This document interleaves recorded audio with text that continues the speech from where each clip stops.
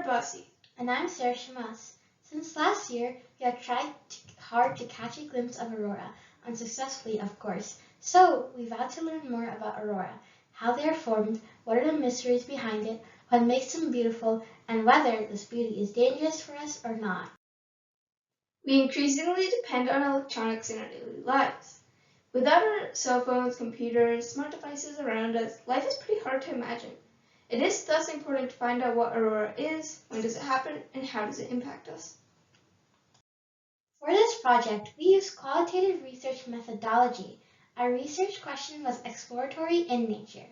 For our primary sources, we conducted 3 experiments and conducted an interview.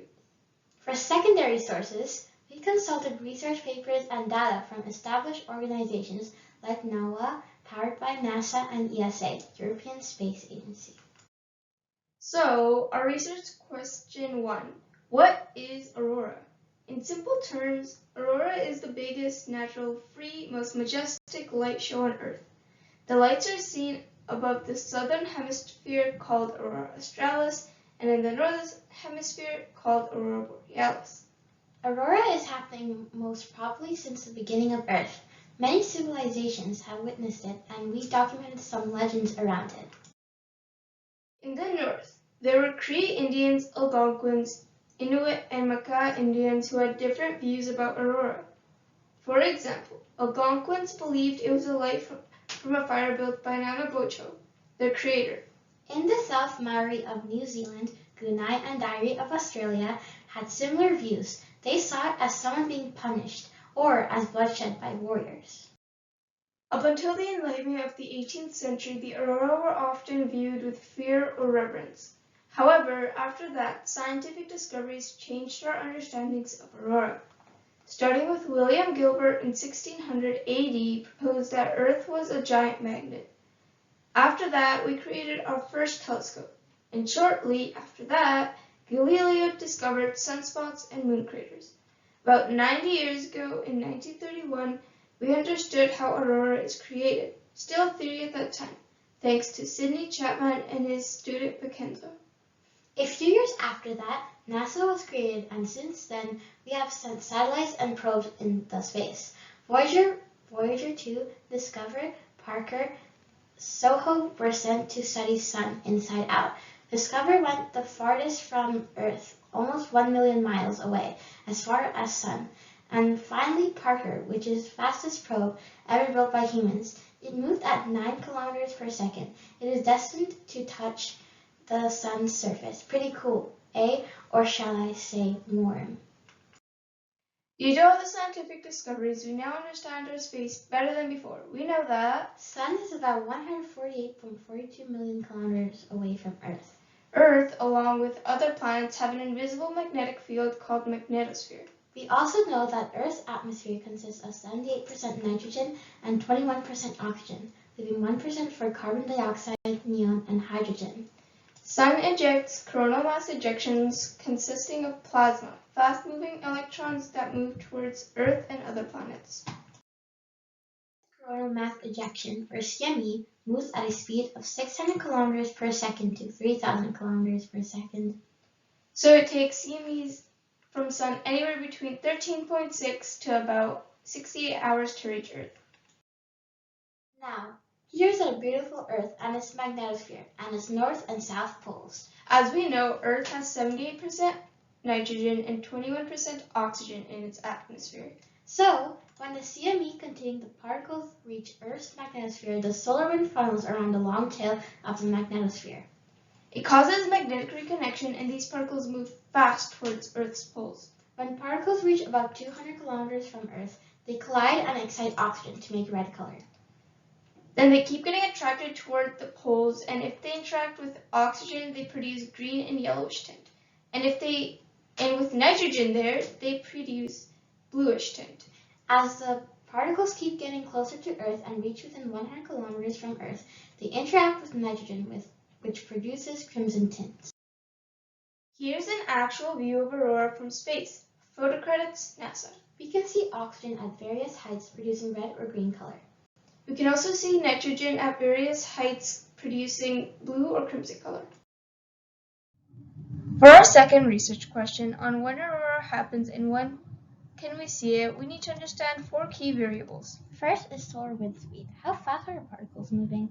The average solar wind speed is under 400 kilometers per second. A good speed for auroral display is around 550 to 600 kilometers per second. Second is solar wind density. How many particles are in a cubic centimeter? How big is a cubic centimeter? Well, a green pea or a chocolate chip is 1 cubic centimeter. To imagine this, see how many particles are contained in a green pea.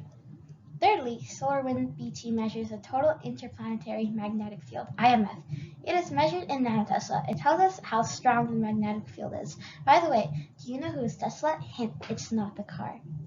Fourthly, the BZ value indicates the direction of IMF, interplanetary magnetic field.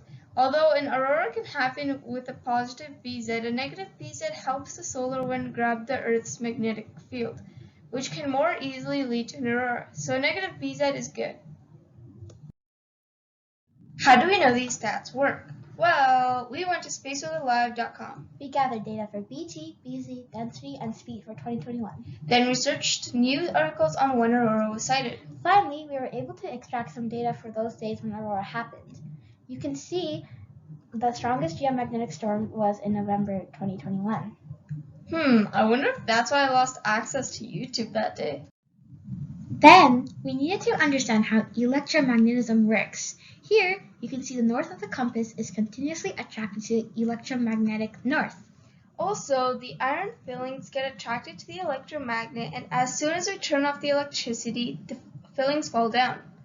This means that CMEs from Sun affect the Earth's magnetosphere. Next, we want to see if electricity can move without wires. For this demonstration, we used a wireless charger, a magnetic coil, 24 AWG, and an LED to verify that electricity can move without wires. Remember Tesla? The wireless chargers are possibly due to Nikola Tesla's genius. Here, you can see the LED lights up as we bring the magnetic coil near the wireless charger. Then, we wanted to see what are the impacts of high enough magnetic field change. We consulted a professor at University of Cavite, Professor Christopher, who advised that sudden change in magnetic field can cause damage to electronics. Although most electrical equipment operates perfectly in a strong magnetic storm.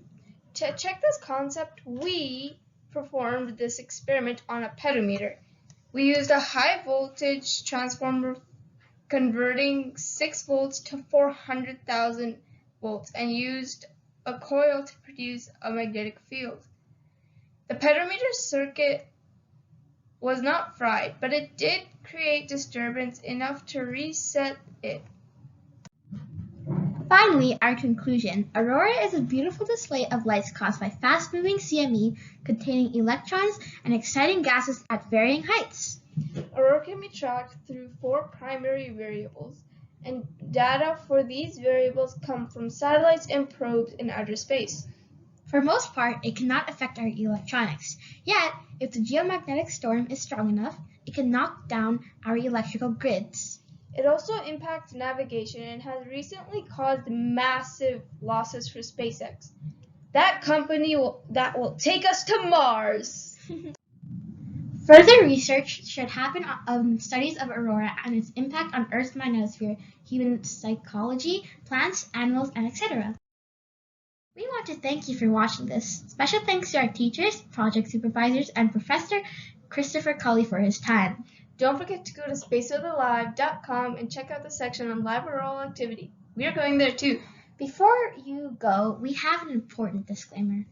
Aurora chasing is known to cause nighttime insomnia and daytime drowsiness, resulting from FOMO syndrome, fear of missing out.